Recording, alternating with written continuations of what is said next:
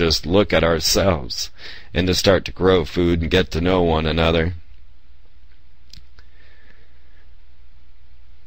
Community is what's lacking here. Community is the reason our children are on Ritalin, or the lack of community is the reason.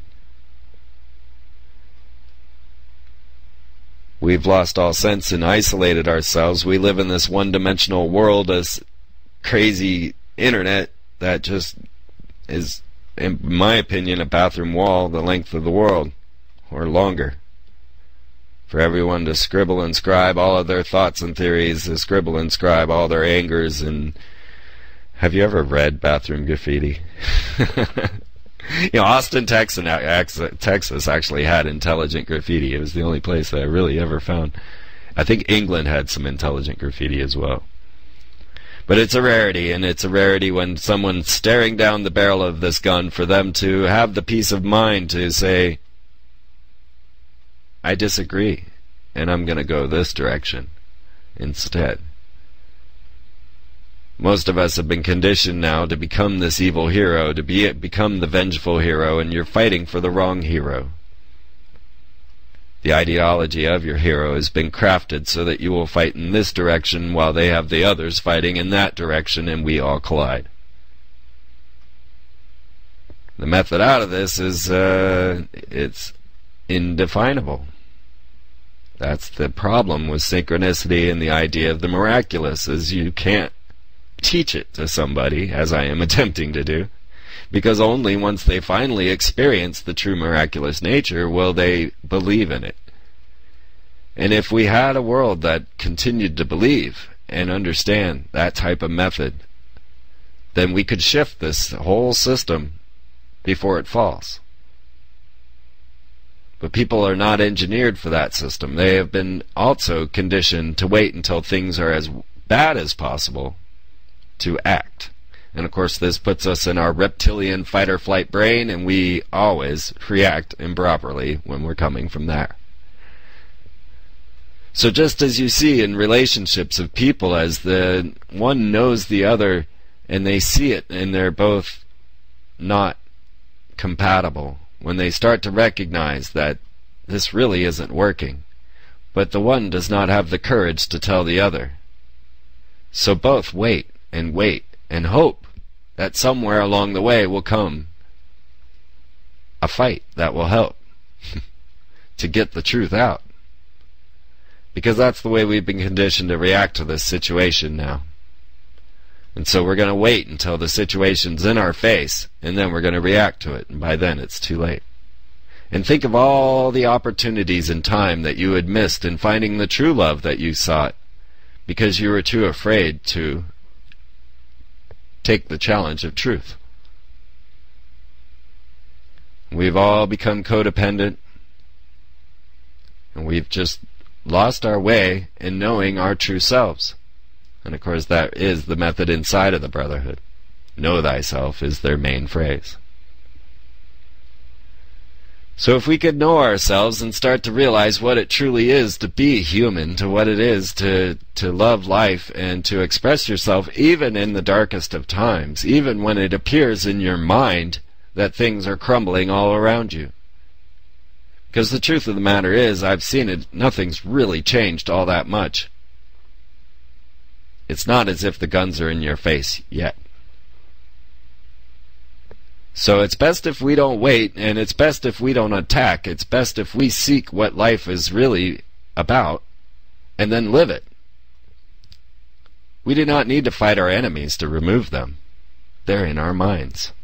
What we need to do is change our minds. And really, that's my weekly sermon here for Radio Freeman, here on RevereRadio.net, which comes to you nearly live every 6 p.m. Central Standard Time from the land of Oz. I want to thank you all for the kind donations that continue to come in and keep this show rolling. Realize that Radio Freeman, the Free Zone, and the Freeman Perspective are all sponsored by you. I don't want to take on corporate sponsors. I don't want to have to be accountable to anybody but you, my friends that come and listen to me. So thank you all for all the blessings that you give me. I love the messages you send. The emails are fantastic. The letters that I get, and if you want to send more, they just send them to Freeman, P.O. Box 581, Lawrence, Kansas 66044. That's P.O. Box 581, Lawrence, Kansas 66044. Or just if you can help through the donations on the website, visit freemantv.com, which is now all posting at the blog because Freeman TV was hacked, brought down, and we're still trying to figure out. It was definitely a directed attack, and the villains left the sign of a spider. I don't know what any of that means, but freemantv.com is temporarily malfunctioning, and currently everything going to the blog. So thank you so much, and I hope you all enjoy my DVDs and presentations, and I have much, much more coming to you, I promise you that. I was looking into doing another radio show, but I've decided that it's just too much, that I'd rather do my time making these films, getting all the works that I have been collecting over the last 5 years together and presenting this world to you in this light so that we can start to shift the mind, shift the consciousness towards the methodology necessary for a brighter tomorrow and a better future for all. Because I'm thinking about the children and the dogs and the squirrels and the ducks and the people and everything around me when I come to you and seek you to find these answers. I need you to help save planet Earth. We should not turn to these leaders, these ones that already have written a script. We need to write an entirely new one. And it will come, if you believe. And that's really the hardest part of it all. It's believing in yourself, and believing in the fact that there is more to life than just what we see. But we're moving into a brand new world where our leaders have the power of God. Our leaders have the ability to generate storms and enter your mind.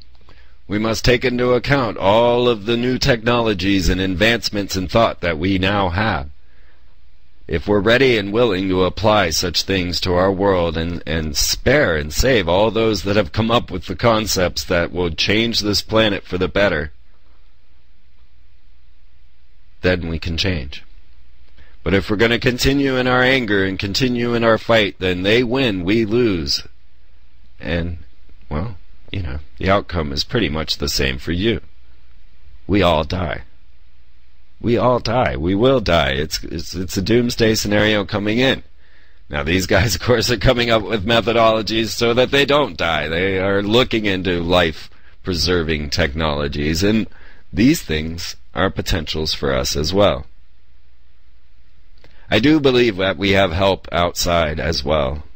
There are greater forces dealing with this planet than just humanity.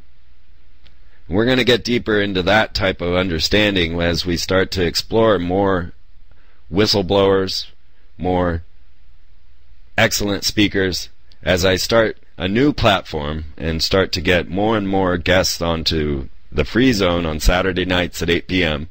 on Oracle Broadcasting. And we start to explore deeper and deeper the ideas of Project Bluebeam and the externalization of the hierarchy. So I want to take this thing to the most outlandish steps we could possibly take it to see where we are, how far things have gone, where the planet stands, and what abilities do our enemies have. And yeah, to use the word enemies is perhaps hypocritical, but they are there. It's not. I'm not trying to dispute the fact that humanity has enemies.